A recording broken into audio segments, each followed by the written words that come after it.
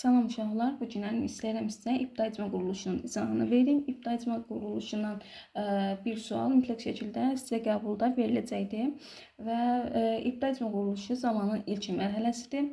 Özü 3 yerə bölünür: daş dövrü, tunc dövrü, dəmir dövrü. Daş dövründə mərhələlər vardır. Əvvəlcə onu demək istəyirəm ki, Yunan dilində litos sözü vardır ki, mənası daş deməkdir və daş dövrünün bütün mərhələlərinin sonunda da lit sözünü görəsiniz, hansı ki, həmin litos sözündən götürülmüşdür. Yenə daş mənasında istifadə olunur. Daş dövrünün mərhələləri paleolit, qədim daş dövrü deməkdir. Mezolit, orta daş dövrü deməkdir. Neolit, yeni daş dövrü deməkdir və daş dövründən tunc dövrünə keçid dövrümüz var ki, bu da eneolit dövrüdür. İndi isə gəlin bu mərhələlərin hər birinin ayrı-ayrılıqda izahını vereyim. Deməli, gəldik daş dövrünün ilkin mərhələsi olan paleolit dövrünün izahına. Paleolit dövrü özü də 3 dövrə bölünür: alt paleolit, orta paleolit və üst paleolit. Alt paleolit ilkin insan tipinin yaranmasından 100 min il əvvələ kimi davam eləmişdi. Bu dövrü həm də Qurçay mədəniyyəti adlandırırıq. Nəyə görə Qurçay mədəniyyəti adlandırırıq? Alt paleolit əsasən Azıq mağarası əsasında öyrənilib, oradan tapılan əşyalar əsasında öyrənilib və Azıq mağarası da Qurçay vadisində yerləşir. İlkin insan tipi, yəni bacarıqlı insan tipi alt paleolit dövrünə aiddir. Nəyə görə bacarıqlı insan deyirik? Çünki özündən əvvəlki canlılardan onu fərqləndirən bəzi əmək alətlərinin, daş əmək alətlərinin hazırlanmağı bacarırdı bu dövrdə. Ona görə bacarıqlı insan adlandırırıq. Bacarıqlı insanların toplaşdığı kollektivlər ulu icma adlanırdı. Nəyə görə?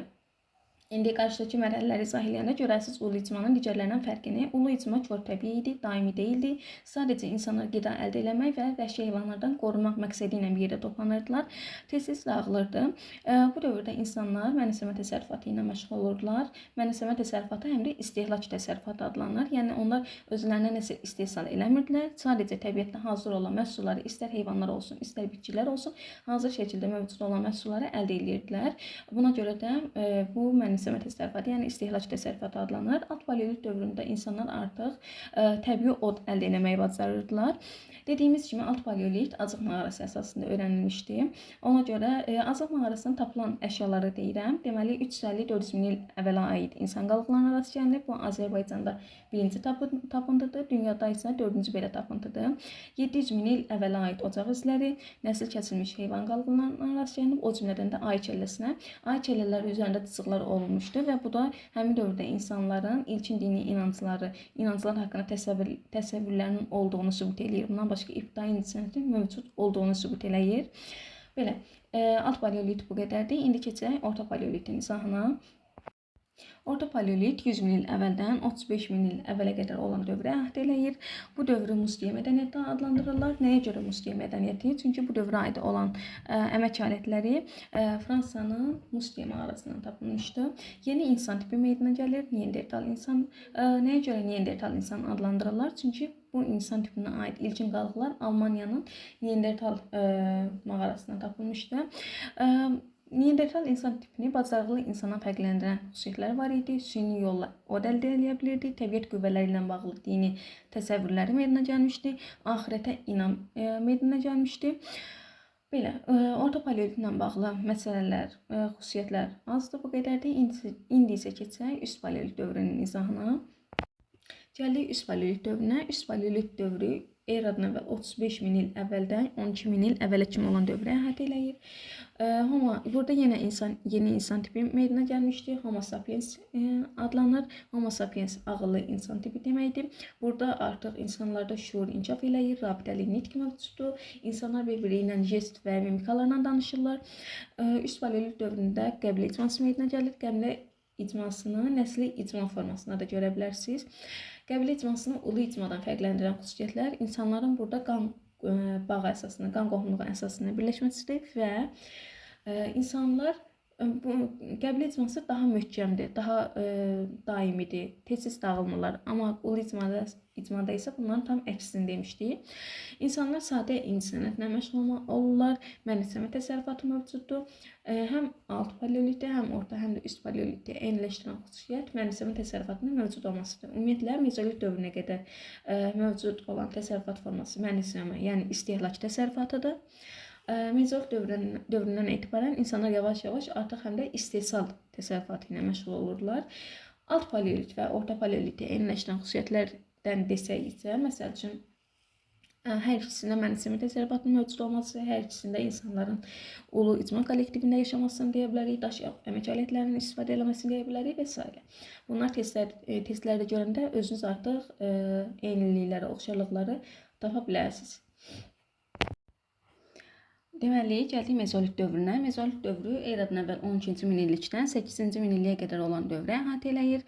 Mezolit dövrünün ən böyük kəşfi ox və kamanın kəşfi idi. Ox və kamanın kəşfi nəticəsində həm heyvanları daha uzaq məsafədən ovlaya bilirdi insanlar, həm qida ehtiyatlarını artırdı, həm də heyvanları əhəlləşdirməyə başlayırdılar. Yəni onların balalarını əhəlləşdirməyə başlayırdılar. Mezolit dövründə ibtidai əkinçilik, ibtidai maldarlıq yaranır. İbtidai əkinçilik və maldarlığın yaranması istehsal təsərrüfatının yaranmasını demək idi.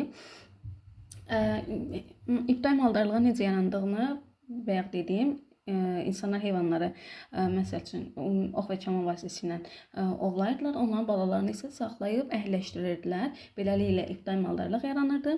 İbtidai əkinçilik isə insanlar əldə etdikləri bitkilərin toxumlarını yerə səpdiyi üçün görürdülər ki, daha çox məhsul əldə olunur və bu formada ibtidai əkinçilik də yaranmağa başlamışdı. İstehlak təsərrüfatından istehsal təsərrüfatına keçidi biz mezolit dövrü üçün götürürük. Tam formalaşmasını isə neolit dövrünə götürəcəyik. Mezolit dövründə həmçinin, yəni istehsal təsərrüfatının tam olaraq formalaşmasını neolit dövrü üçün götürürük. Amma keçid dövrü mezolit dövrüdür. Bundan başqa, insanlar bu dövrdə yenə də ovçuluq yığıcılığına məşğul olurlar. Yəni istehlak hələ də mövcud idi, çünki istehsal hələ tam formalaşmamışdı. Mezolit dövründə balıq ovu üçün harpunlardan istifadə edirdilər. Ölülərin yanına büt qoyurdular. Bu dini baxışlarda, dini inanclarda yeni bir mərhələ başlar, belə deyək. Artıq bu dövrdən etibarən insanlar ölülərin yanına büt qoymağa başlayır. Axirətə inam daha da dərinlənir, genişlənir. Elə ölülərin yanına bütlərin qoyulması da buna işarət edir. Daş və çimik üzərində incəsənət genişlənir, incəsənət yaranır. Bu da Qobustan qayaüstü təsvirlərini misal göstərə bilərik. Mezolit dövrü iki əsas mağara əsasında, yəni iki əsas yer əsasında öyrənilir. Bir, Qazaxın Damcılı mağarası, ikincisi isə Qobustan qayaları əsasında. Gəlir neolit dövrünə. Neo yeni, yəni yeni daş dövrü deməkdir. Eradan əvvəl 8-ci minillikdən 6-cı minilliyə qədər olan dövrə əhatə eləyir. Bayaq dediyimiz kimi istehsal təsərrüfatının yaranması mezolit dövrüdür. Yəni istehlak təsərrüfatından istehsala keçid də mezolit dövrüdür. İstehsal təsərrüfatının tam olaraq formalaşmasının başa çatması neolit dövrünə aiddir. Artıq bu dövrdə insanlar əkinçilik və maldarlıqla məşğul olurlar. Əsas təsərrüfat sahəsi bunlar idi. İnsanlar əkinçilik və maldarlıqla məşğul olmağa başladıqca artıq oturaq həyata keçirdilər. Həmçinin bu dövrdə yeni əmək aləti olan toxalar yaranır. Torpağı şumlamaq üçün istifadə olunurdu. Toxalar əsasən Tovuzda, Göytəpədən, Ağcabəddə isə Kamiltəpədən tapılmışdı. Həmçinin bu dövrdə neolit inqilabı baş vermişdi. İnsanlar toxuculuqla məşğul olurdular. Duluzçuluq yaranmışdı. Saxsı qab istehsalı neolit dövründə yaranmışdı. Daşların deşilməsi, cızılanması hamısı neolit inqilabına aiddir. Və burada qeyd olunmayıb, saxsı qab istehsalı həmçinin metallurgiyanın inkişafına da təsir edir. Bu da necə olur? İnsanlar daha möhkəm saxsı qabları istehsal etmək üçün daha güclü yanacağa, yəni ocağa ehtiyacları var idi. Daha yüksək temperatura ehtiyacları var idi. Buna görə də həm yanacaqdan yavaş-yavaş müxtəlif yanacaqlardan istifadə etməyə başlayırlar. Həmçinin kürə tipli sobalar yaranmağa başlayır və sonralar isə metal filizlərini əritmək üçün də həmin sobalardan istifadə etməyə başlayırlar. Buna görə də deyirlər ki, saxsı qab istehsalı həmçinin metallurgiyanın da inkişafına təsir göstərir. İndi isə keçək eneolit dövrünə. Eneolit dövrü həm də mis daş dövrü adlanır. Eradan əvvəl 6-cı minillikdən 4-cü minilliyə qədər olan dövrə əhatə eləyir. İnsanların metalla tanışlığı eneolit dövrünə aiddir. Mis özü metal olduğu üçün metalla tanışlıqdakı eneolit dövrünə aid eləyirik. Bəzən testlərdə yanlışlıqla erkən tunca aid eləyirlər, amma yox. Testdə görsəz, aid eləyəsiniz eneolit dövrünə. Mislə tanış olurlar, lakin mis yumuşaq olduğu üçün, daha tez əyilən olduğu üçün onunla xüsusi əmək alətləri hazırlaya bilmirlər. Daha çox bəzək əşyaları və məişət əşyaları hazırlayırlar. Amma əmək alətlərini hazırlamaq üçün isə əsasən daş daşdan istifadə edirdilər. Yəni daş əmək alətləri eneolit dövründə hələ də üstünlük təşkil edirdi. Biz dedik ki, toxanın yaranması neolitdir, amma toxa əkinçiliyinin yaranması eneolitə aiddir. Eneolit dövründə artıq ölülər evlərin içərisinə dəfn olunurdu. Ölülərin üzərinə qan rəmzi olan oxra səpirdilər. Evlər dairəvi formada çay kənarlarında inşa olunurdu və daha çox çiy kərpiclə möhrədən istifadə edirdilər evlərin tikilməsi üçün. Dini inanclarda isə yeni necə deyim, baxışlar meydana gəlmişdi. Ovsun və totemlərdən istifadə də eneolit dövrünə aiddir. Gəldik, artıq eneolit dövründən etibarən isə ovçuluq və yığıcılıq ikinci dərəcəli məşğuliyyət sahəsinə çevrilir. Bir də burada qeyd olunmamışdı. Dediyimiz kimi heyvanların əhəlləşdirilməsini biz götürürük mezolit dövrünə, amma əhəlləşdirilib başa çatmasına götürəcəyi eneolit dövrünə. Belə, bununla da bu günlük dərsimiz qutarır, yekunlaşır.